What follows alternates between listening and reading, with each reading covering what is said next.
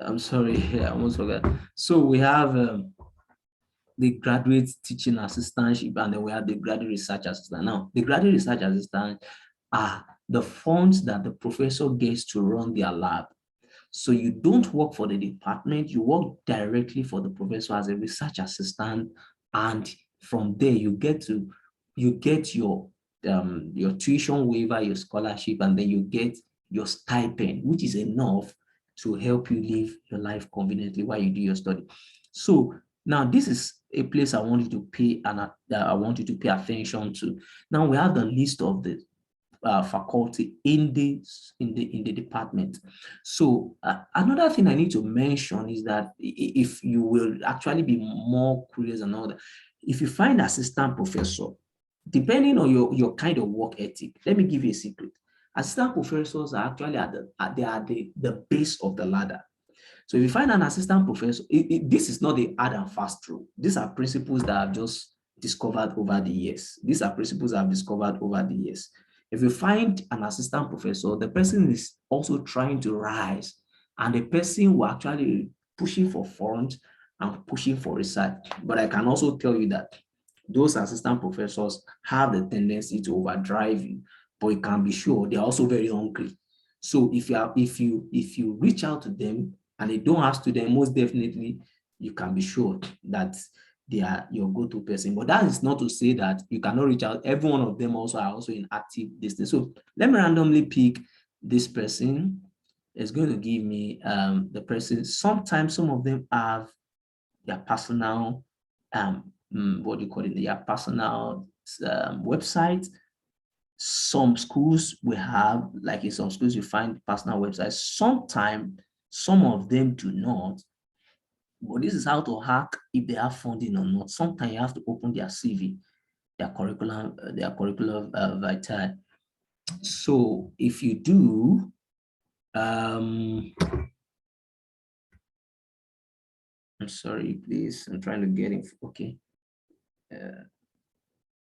If you do, current teaching, current administrative. So for this person, previous administrative and research positions, teaching, and some of them will have information on and their funding, previous funded researches. So this gives you an idea if this person has an active funding. So what you want to look at this under this previous funded researches, you want to look at the the latest date. So I think with what I can see now, except this information is not valid, this person does not have an active funding, because the latest I can see is 2012. If you look at this date that I'm trying to highlight, you see something on 2012 630. That's from 2012, from June 30. The funding he got for this was going to last till 2015. So it doesn't also mean that he might also have some collaborative work going on, but you see what we call PI. That means is the principal investigator. That means for this funding, it calls the shot. So sometimes it is their website, sometimes it's their CV. When you see that the active day still spans, it spans across the year you are take for example, you are actually sourcing for this information in 2021, and you saw a date that spans from say 2019 to 2022 or 2021, then the funding is active and the person can still, the point is this money, if they don't spend it, they take it back from them. So they also want to spend it, but they also want to find the right people to spend it on and all that. So when you find things like that, if let's say this man has, let me see if I can find somebody else. Okay. Let's see if we can randomly look for someone else in the department. Let me see an associate professor. Okay, this is an assistant professor. Curriculum vitae. So PhD design. So this person, the teaching experience, publications, collaborative research. So there are collaborative activities, conference paper, awards and scholarship. So this person has not really gotten funding. That is not to say that you cannot apply to this person, because even though they don't have their, like I mentioned, their personal funding, They also have some privilege to also get students that will be funded through the department. So how do you now write to these people is the concept of a cold email. So the cold email is an email that talks about yourself in a particular time and talk about what you have done before. It's not just to write stories, who you are, what you have done before, what you are intending to do, what interests you in their work, and you sell a kind of enthusiasm of trying to work with them. That's just the summary of a code email. But if you want details of that, you can actually reach out to Campus Help. They have a template and they can actually help you out with some of these things we are talking about. So with this, I think I don't want us to run out of time again. If you are now, if you are confident of all the information you got, then you can go ahead and write these people. And I tell you, when they tell you to go ahead and apply, you can be sure that that is a good step that is telling you that you are actually on your way to getting an admission. So I think with that, I've been able to walk you through how to go about it. And when you get to junctions of where you need clarity of confusion and all that, you can always reach out to Campus Help. I'm very sure that they will be able to find the right source for you. So like I mentioned, some of these things, some programs that we don't have the time, but I'll just quickly show you the program. Let's see how we can look for programs that are newly, let me see if I can lay my hand on something that newly introduced that you can know that, okay, this program is a new program. Sometimes it is not really a new department, but there's a specific new program. Some of this information can be gotten on the student handbook. You might want to check about that, or some of them can be gotten on some of these, a brief history about us and all that. Just read and you'll find out what the point is. This, it looks like big work, but the truth of the matter is, if you put in all this big work together, your effort in applying is going to hit the bull's eye. You are almost sure that you are coming with the result. Your goal is the result. It's not just to say that, oh, I applied to this, I applied to that. You really want to get the result. So with the right CV, and then when you write your code email, you want to attach your CV and your student transcript. That gives the person an idea of how to who is coming. Now, I've frequently gotten questions like, how about what's the hope for a third class? What's the hope for a 2-2 and all that? I tell you that there are still hope. What you need to do is know what is required of the department or up your game. Your transcript is what it is. There's nothing you can do about it, particularly if you had a 2-2 or a third class, but then you have to put in work in the area of, say, extracurricular skill, or let me say, I don't think that is the right word, not extracurricular, necessary skills that can actually up your game, up your CV. Take, for example, the ones that readily comes to mind. If you are in the biomedical field and you didn't have this shining transcript, you need to then, you should have given yourself to hours of volunteering in laboratories. You have gotten skills, requisite laboratory skills. When you are talking, you know what you are talking about. This place. And if possible, in some of those places you went to volunteer, you even published with them. Those things, because the application process over here is holistic. It's not enough to talk about shiny transcript. You talk about everything together. I hope I've been able to share a good thought. I'm sorry for this screen. Share a good thought on the application process. I'd like to take your questions now, if anybody has a question.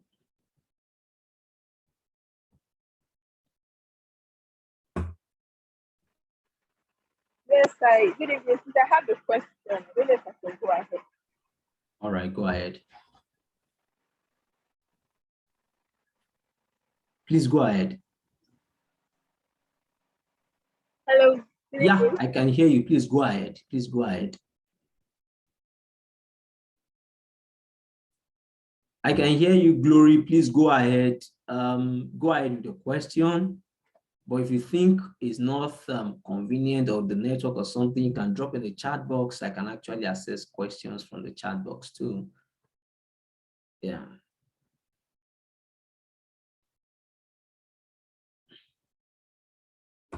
Is there another person that has a question?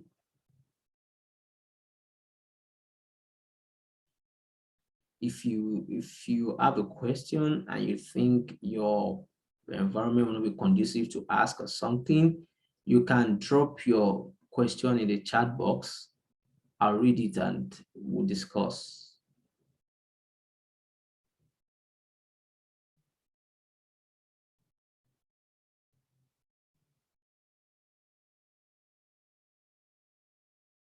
All right.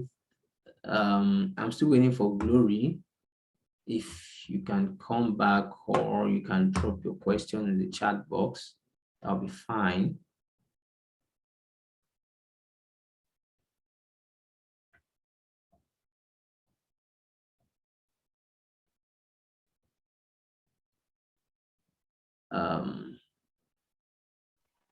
All right.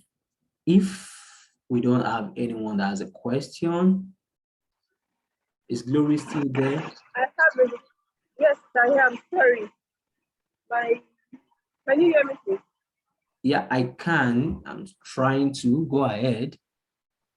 Okay, where I am is actually quite noisy and my network has actually been. I want to find out first and foremost. Sorry. You Is can it, actually type if it is not convenient to talk. okay, let me type. Let me type.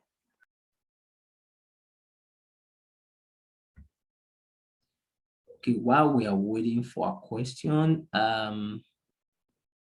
let me just see if I can just quickly run through that with another school. Okay, so there are a lot of things to talk about. So sometime if you are not also using that approach, using what do you call it now, using a specific blogger approach and not blogs rather approach, you can just go ahead and Google randomly and you can pick the state. Remember I mentioned that the schools that are really known, like the ones that readily comes to my mind now. Okay, let me see. I know not much people have had this school before. University of Southern Mississippi.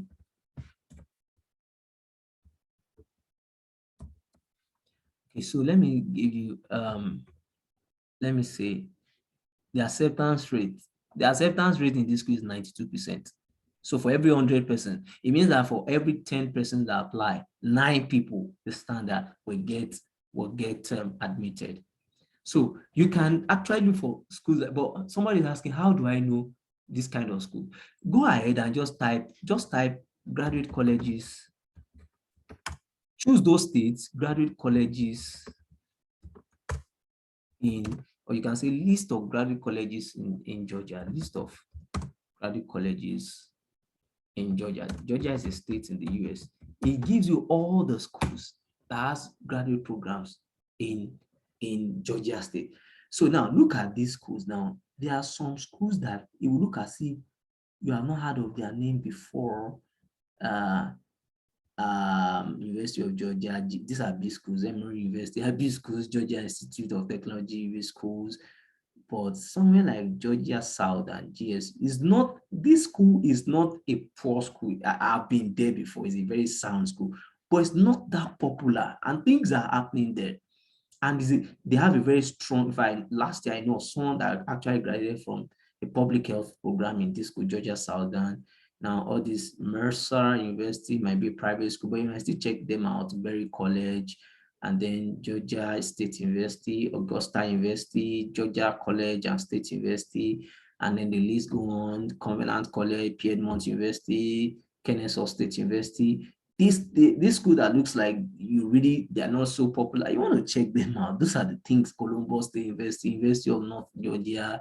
You want to check some of these places out, and you can be sure there are opportunities that are laying way for you. Savannah College of Art and Design, a very strong school for people that are arts oriented and all that. Very, very sound school, very strong school, not so popular. Clayton State, University of West Georgia, and the list go on and on and on and on like that. So let me just look at the question now.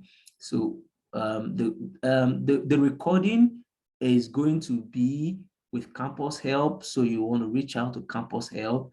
if it's going to be made available. Second, is it possible to get your contact in case we need clarification as we progress? Yeah, you can defer to Campus Help for that. This is the platform for Campus Help, and I know Campus Help is actually there to help with everything concerning this process. So reach out to Campus Help. They know how to get the right resources across to you. I think with that, I've been able to answer all the questions that I got in the mailbox. I don't know if there's any other person, but I think there's no other person now. With that, I like to give the floor to me pray to just say one or two things, and then we call it a day.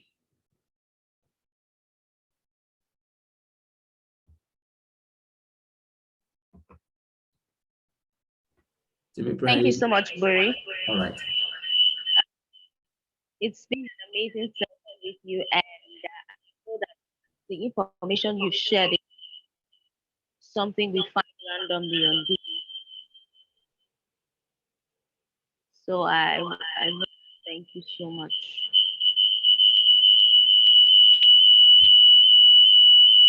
So you might, I think you have your computer and your phone on. So you might just want to click on the speaker symbol on your phone. So we are getting feedback. Yeah. So we can hear it. Can you hear me now? Yeah.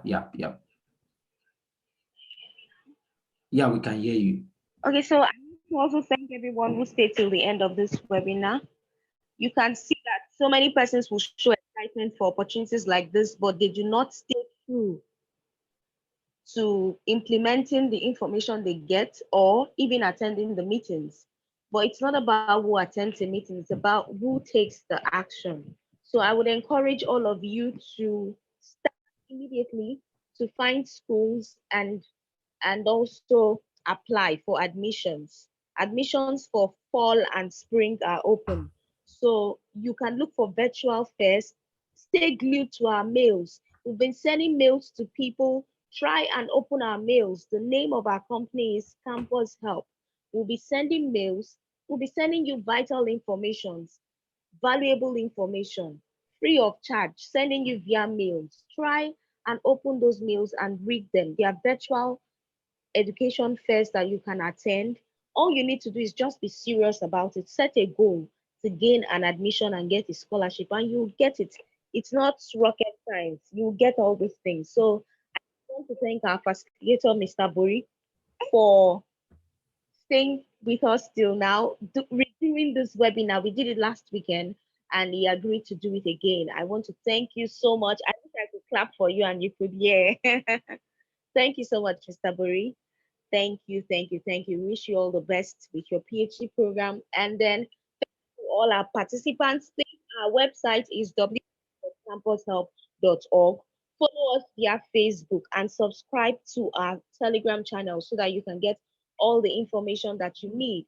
How to send cold mails, how to rearrange your academic CVs, how to write your personal statements. We handle all of that.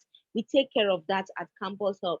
We also provide tutorials for standardized tests. You want to write GRE, TOEFL, GMAT, IELTS, we can help you with the tutorials and the registration. So please, the name of the brand is Campus Help, and you can find us on Facebook and our Telegram channel. We also send mails.